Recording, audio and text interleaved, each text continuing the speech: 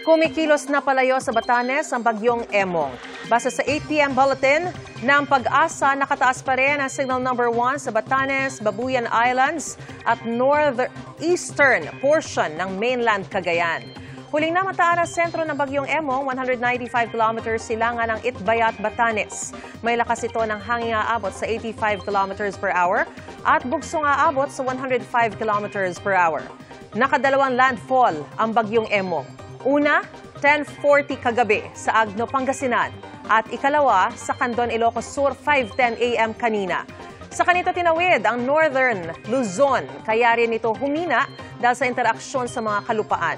Sa mga susunod na oras, inaasahang magpapatuloy ang mabilis nitong pagkilos pa north-northeast at posibleng makalabas na ng PAR bukas ng umaga.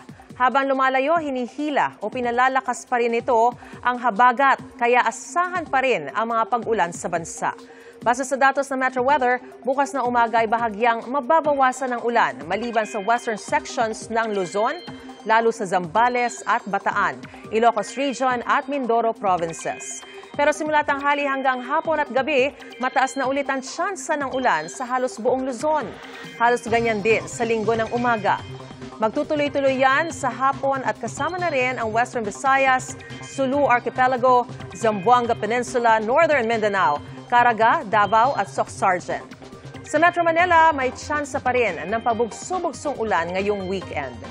Sa special weather outlook na inilabas ng Pag-asa para sa zona ng Pangulo sa Lunes, posibleng maging maulap sa Quezon City at may tsansa pa rin ng panakanakang pag-ulan o thunderstorms. Mga kapuso, maging una sa saksi. Mag-subscribe sa GMA Integrated News sa YouTube para sa iba't ibang balita.